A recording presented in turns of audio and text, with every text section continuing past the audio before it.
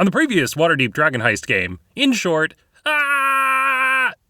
long version is, we start off introducing the characters. We've got a 5-player party. Our Tiefling rogue Nana, who is an elderly, senile lady, who constantly talks about my grandkids. Our Tiefling Warlock Peleios, who is a little bit heavy-handed with the fire magic. Zumbo, our Twilight Domain Cleric. Not Twilight the Darkness, but the book series Twilight. Our burly bard Wren, who uses a shield, and our blood hunter Tuff from the Time family. The players arrive at the yawning portal and get hired by Volo to chase down his friend, Raynar, who went to the Skewered Dragon to drink but never returned home. Volo suspects that someone grabbed Raynar on the way out, or he got attacked by someone or something. The party was offered 100 gold pieces to find him. We then went to the Skewered Dragon, where they were met with surly, angry dwarves, and when they asked about Raynar, the party immediately got ambushed with a fight. Zumbo, Wren, and Peleios got captured, while Nana and Tuff escaped. The two watched, hiding in an alleyway, as the others are dragged into the sewers, but they have to rest up before pursuing. Our story begins an hour after the rest of the party had gotten captured. Having rested up nearby, Nana and Tuff are now ready to pursue their friends. There's a loud screech as the manhole cover is lifted aside. Nana plops down into the dingy sewage, which reeks with feces. Nana calls back up to the top, "We're clear. There's no one else down here." Tough Time slowly works his way down the ladder, going, "Ew, ew, ew, gross, gross, gross, gross," as he steps his foot onto the grime-filled stone. Nana rubs her temple. "Where did they go? Look, there's tracks." Tuff points to the muddy boot prints and drag marks. "Let's follow them." The two pursued the tracks, which would eventually lead them to Xanathar's lair. Or at least, it would have, but until Tuff hacked up his tracking roll. Wait, was it there? Or there? Or... The two found themselves lost in the sewers at a crossroads, with no tracks left to follow. As they wandered, they eventually had this unsettling feeling crawling up their backs, like someone was pursuing them. Maybe it was just their imagination, or maybe it was the odd shadow along the walls behind them, or the skittering of claws on stone walkway that they knew couldn't have come from just the running water. While they're doing that over there, we cut back to the rest of the party, Zumbo, Wren, and Peleios. They wake up to the sounds of a crowd, the cries of a man, and the mad, snide cackling of a deranged beast. Wren is the first to wake up. He's face first in the dirt. Next to him are metal bars. He figures out that the group is locked up away in a cell, with their weapons taken away from them. Although, instead of being in a normal jail, they're instead at the bottom of a ring, a fighting pit. The place was like a gladiator pit, with a ring of seats along the outside, with tall walls to prevent the victims from climbing out of the pit. In the center of the ring was a man, with long blonde hair crying out. His face was marked with purple bruises and crimson blood, his own. One of his arms was lopsided, clearly broken. He hung in the air as if hanging from an invisible line, floating there. But what drew Wren's gaze was the figure behind him, the snide, leering, floating head with eye stalks and a sinister smile, displaying a row of sharp-pointed teeth. It was a beholder. Of course it was a beholder. You guys have played D&D. You've seen the front cover of Monster Manual. You know what it looks like. The guy was held in the beholder's telekinetic grasp from one of his many eye stalks. "Where's the stone, Raynar?" The beast snarled. I don't know," the man said, sobbing. "Please, let me go. I don't know anything." "Oh, he doesn't know, does he? What do we think, boys?" The rest of the dwarves jeered and booed. Some put their thumbs down. The beholder took Raynar's body like a rag doll and slammed him into the ground, picking him up again. "I told you, I know nothing." "Oh, if that's the case, why didn't you just tell me earlier?" The beholder jeered. "Your father goes to all this work to hide this money, and he doesn't tell you nothing. His own son. Not a peep. What a terrible father." He leaned back. "What do you think about his stories, Silgar?" Next to him, sitting on a little poof, on a wheeled trolley, was a goldfish in a bowl. The derpy-eyed goldfish did pretty much nothing. Xanathar was listening to it intently, going, "Yes, Silgar, yes, I agree, Silgar. I think he is a filthy liar." "No, honest, I don't know anything," the man cried as he was tossed about again. "You tell me your father buried all this money, and you didn't hear one peep, nothing from his servants, no rumors, no idle chatter on the family table. Why do I find that hard to believe? What do you think, Silgar?" He leaned back as if he was listening to his goldfish again. "Ah, yes, he's hiding something. He knows. He must know where the stone is."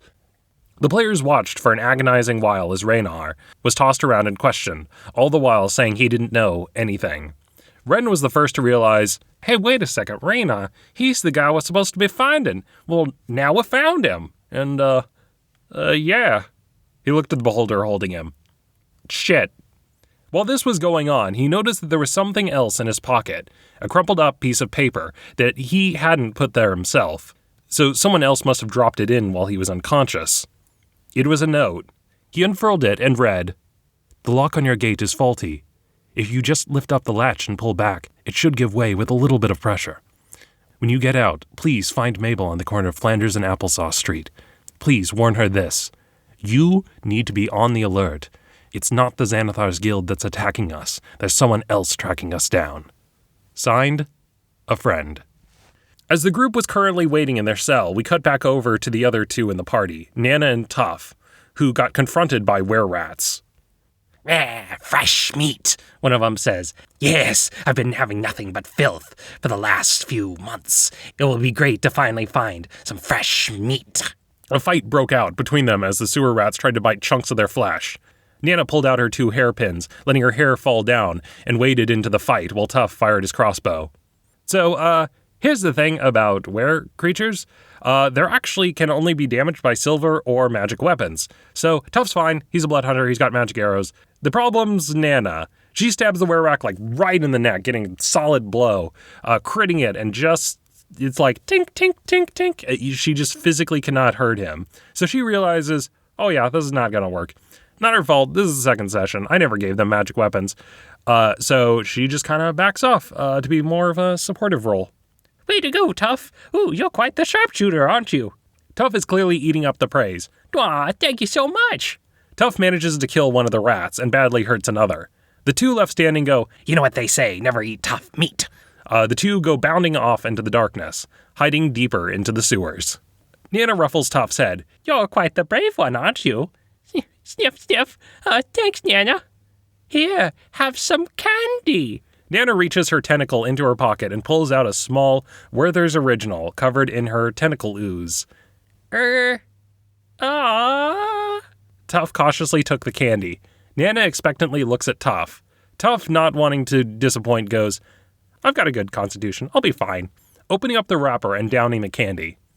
I let him know, okay, so it's very old, very, very stale, and also it is the worst candy in the world.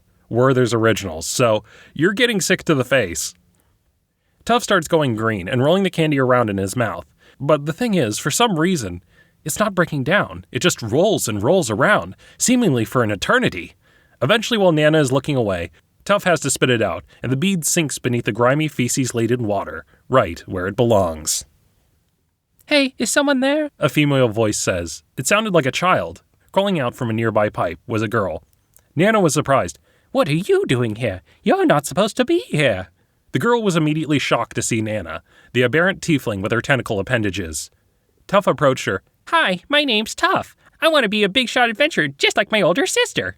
The girl's eyes widened. You're adventurers? Yep. The girl leaned over the pipe. You guys, it's safe to come out now. Crawling out of the pipe were 2 others. 2 boys. I'm Jenks. The other one said, I'm Terry. Ow! The girl elbowed him in the side, cutting him off. I'm Nat. He's Jenks, she said, glaring at him. Now that they were all together, they noticed that the 3 children looked like a regular adventuring party. Nat had a toy sword, Squidly had a small wizard's hat with a toy stuffed owlbear, which was his familiar, and Jenks was dressed as a ranger with his little bow and a small quiver of arrows. Tuff was very fascinated by the stuffed owlbear. I want one! Nana was a bit confused. What are you youngsters doing down here? Nana thinks it's awfully dangerous, isn't it? We're, just exploring. Oh, you're so brave, just like my grandkids. They're so brave, always getting themselves in and out of trouble. Tuff asked them, Hey, I don't know if you know, but we're looking for some guys. Some of our friends got carried away. Nat's eyes went wide. We did see them. Those were your friends? They were taken by the Xanathar's Guild. Do you know where that is? Yeah, she nods. Come with us. We need to hurry. If we don't get there in time, it might be too late for them. The party of adventurers raced down the hall, keeping their ears alert to anything that was lurking out in the shadows, watching them. They knew that getting their friends back wouldn't be so easy to just go inside and pick them up. They were going to be going into the lion's den now. We cut back over to the rest of the party in their cage. After questioning Raynar and getting nothing out of him, he's thrown back into the cage. Well, what about the others? Perhaps they know of something. They were kind of shuffling around in the cages, not sure what to say. Zumbo eventually piped up, I think, he knows something. Pointing to Peleios. Wait, hold on, what? Wren went, yeah, I think he might have mentioned the stone once or twice. Peleios asked through gritted teeth, What are you guys doing? Zumbo whispered him, Oh, we need a distraction. Don't worry, I have tremendous faith in you to keep him occupied. The entrance to the cage was thrown open, and Peleios was telekinetically grabbed and tossed around. Zumbo leaned over to Wren. Okay, what's the plan? Plan? I thought you had a plan. I guess we can just wait for an opening and think of something to do. Xanathar held him in one of his eye beams. A strange purply glow surrounded Peleios' head. He swayed as if dazed. Xanathar used his charm effect on Peleios. Hey, Peleios, we're friends, right? Xanathar asked. What? We're friends, aren't we? Best of chums? Xanathar questioned him. Yeah, sure, we'll go with that. And friends wouldn't lie to each other, would we? No, I would never lie to you. Just saying whatever he had to say to get out of here. Now tell me, what do you know about the Stone of Golor? Never heard of it? Peleios said truthfully. Xanathar was not happy about it. He turned back to his goldfish. I can't believe this, Silgar. My own friend, betraying me. Useless, Silgar. All of them useless to me. After a few minutes of questioning, a roughed-up Peleios was thrown into the cage. Wren sheepishly admitted, Yeah, we couldn't figure a way out. Zumbo clarified, We workshopped some ideas, thought about it, but, we couldn't come up with anything. Xanathar was eventually done speaking to them. These prisoners are wasting our time, Silgar, and I have better things to do. He then turned to the rest of the dwarves that were nearby. When it is hungry, feed them to the beast. He gestured over to the iron gate that blocked off the fighter's ring to a separate enclosure. The players couldn't see what was on the other side, but whatever it was, the beast, as Xanathar called it, was snarling loudly and scraping at the door.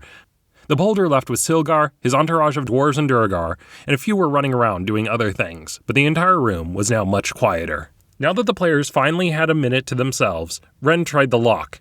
It was broken, just like the stranger in the note had said. He reaffixed the lock and replaced it. I'm just going to leave that here.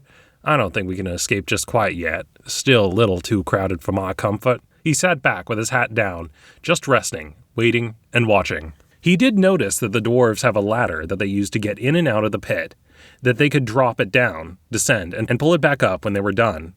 If he wanted to get out of here, he needed to find the way to get that ladder down. But for now, he was just watching. While they were waiting in the cage, we cut back over to the other group. They found the entrance. I explained to them that there was something written here. Tuff groaned. Not more puzzle shenanigans. Indeed. What stands before you is a keyed door, nothing less and nothing more. Opening for the one of the same, that which is in its name. From the middle of mine and beginning of thine, what is the word? It didn't take long for Tuff to go, Aye, 'cause it's a beholder, right? Okay, fine, I guess that works too.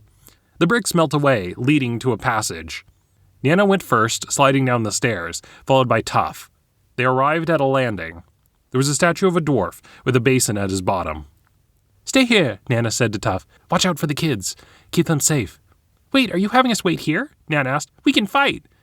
Tuff clarified. You guys are going to be staying here with me. He started up a small fire and pulled out from his bag some marshmallows, graham crackers, and chocolates. Tuff starts teaching the kids the delicate art of s'more making. So you gotta wait until they're nice and crispy. Ooh, this one looks good. Before putting them in the tweets and giving them some chocolate and some graham crackers. What are s'mores? You guys have never made s'mores before? They shook their heads. Jinx went, Our parents wouldn't let us. He looked to his sister Nat. They said it was bad for us. Tuff was aghast. That's terrible. I'll make them up with extra filling. While he was doing that, Nana was sneaking through the area. She crossed paths with a large circular room. It was a holding cell with a catwalk. Beneath it was an agitated abomination, one of the monsters that had come up out of Undermountain. It was a Gitterax, with a cat-like body, horns, and a set of scorpion tails. The abomination was prowling around its cage, looking for non-existent prey. Nana snuck past it above on the catwalk. In the next side room, she spied on a storage area. She noticed that one of the bins had her friend's equipment. Hanging back until the room was empty, she slunk over to the bin and grabbed the equipment, carrying it away in her arms. Cutting over to the captured members in the party, Wren was waiting in his cell still, staying out of trouble. He noticed a door creak overhead. Nana emerged, slinking in the shadows. There were still several dwarves hanging around the area, so it still wasn't totally safe. She approached the ladder and went to flip it over into the pit and sneak away, but rolled a nat 1. Wop, wop, wop, wop. Zumbo's like, What if for the nat 1 she fell into the pit instead of knocking the ladder over? "That's a great idea, Zumbo." Nana's like, "Zumbo, stop giving me the DM ideas like that." The 3 prisoners in the cage see Nana flop over the edge, and their gear splash out of her like a weapons piñata. "Hey," one of the guards said, "there's someone in that pit." Wren unlocked the prison gate and grabbed his gear. "They're escaping!" The dwarves start firing crossbows down into the pit. Wren grabbed his shield and deflected the shots. Nana, unfortunately, had not managed to get the ladder down, so they were stuck in the bottom of the pit, being pincushioned by shots. One of the other dwarves ran over to a lever and pulled it. Heavy chains clinked, raising up a massive gate. On the other side were the beasts that Xanathar had been hiding. The massive, mutated cat, about 15 feet tall, leaped into the ring. Zumbo was hit by one of the monster's poisonous barbed tails. He hecked up his con saving throw and felt his body lock up from the poison. It felt like there were pins and needles all across his arms and legs. He collapsed to the ground, paralyzed. "Someone, give me a cleric," the cleric said. "Fuck." Hearing the commotion in the other room, Tuff and the others leapt into the fight. Okay, Tuff whispered to the others. time for you guys to get serious. We need our serious faces on right now. They nodded, drawing their toy weapons. "Just put your head down if they start firing crossbow bolts at you." Tuff and the 3 children, or should I say 4 children, leapt into the room. Tuff fired shots and the children threw a few first-level spells, with Nat thwapping a dwarf over the head with a toy sword. Down in the pit, Wren realized that this fight wasn't going in their favor, so he cast Fear, hitting the Xanathar thugs and the beast. Most of them failed their saves, dropping their weapons and running away, as they were hit with an overwhelming sense of dread. As the room cleared out of enemies, Wren went, "Wow, Fear? Fear's a pretty good spell." However, the fear didn't last long. The way fear works is they run away. Then if they're out of sight of the target, they can make a save to get rid of the effect. So some of them were filtering back into the room. One of the dwarves, who wasn't frightened by the effect, did something strange on his turn. He ran over to the lever for the cage where the beast was and locked it, locking it in. As the fighting continued, Tuff ran up behind him and shot him in the back with a crossbow bolt. "Wait, hold on," he said. I'm the guy who wrote the note." Papa! He gets shot by the crossbow bolt. "Oh, wait," Tuff said. He's on our side?" Half the party had figured it out, and the other half hadn't. When the dwarf had run over and was closing the gate on the monster, he was actually sealing it in, protecting the party from it. Zumbo was scratching his head. "Yeah, my character didn't figure that out. I thought he was doing that to protect his thugs, since during the fight one of the thugs had fallen in the pit, so I thought it was more of like he was just trying to protect his own." He shrugged. "Oh well, we don't know he's on our side," firing a guiding bolt into him. Ah! Their dwarf ally coughed up blood as he gets shot, falling to the ground, dying. After they killed the rest of the dwarves there, they dropped down the ladder, left the hole. Wren was like, "So I guess this guy was on our side. We should probably heal him, shouldn't we?" Zumbo cast a healing spell on him, raising him up. The dwarf finally opened his eyes. "The name's Thorfinn Twinbeard. I'm not actually with the Xanathar Guild. Well, they think I am. They were happy enough, but they don't know I'm actually a spy working with the Harpers Guild." "The who?" "The Harpers," Thorfinn explained. "We're a secret faction that's dedicated to rooting out corruption, crime, and evil factions bent on causing chaos. We sometimes can't use, lawful means to get info, so we have to use extra-legal methods, if you catch my drift."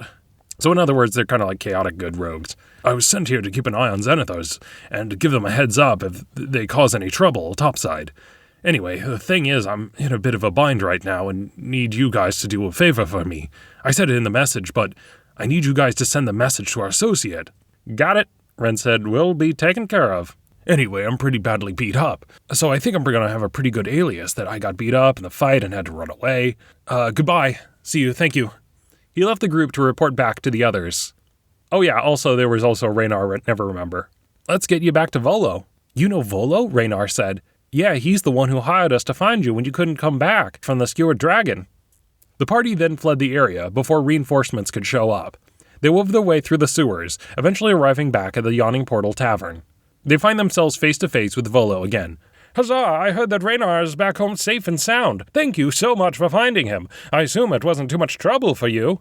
We almost died! Oh, that's a bit of an over-exaggeration, isn't it? No, Wren shook his head. We got captured. Well, you got out, didn't you? Volo said, isn't that all that matters? Zumbo held out his hand.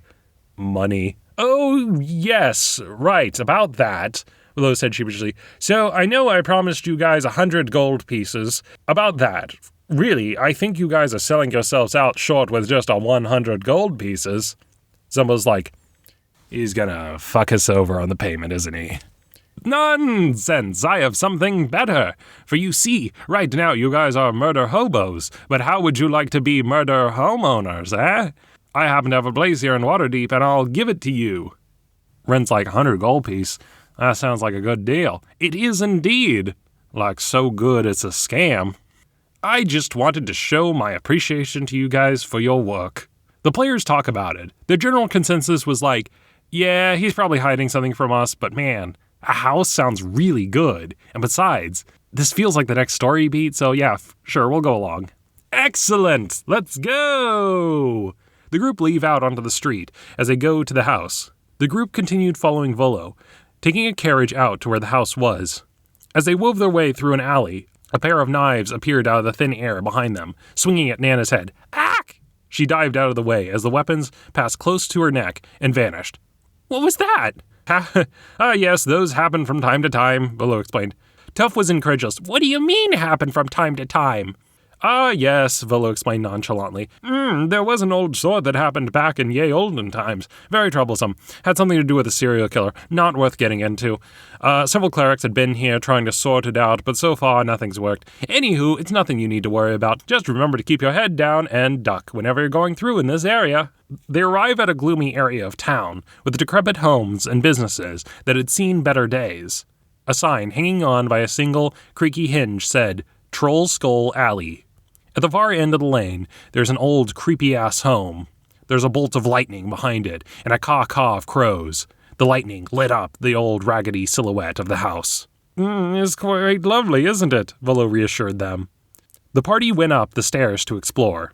The place he was pawning off on the party was both a business and a house. The lower floor was what used to be the remains of a tavern. The upper floors were the actual home, with dusty furniture covered with white sheets.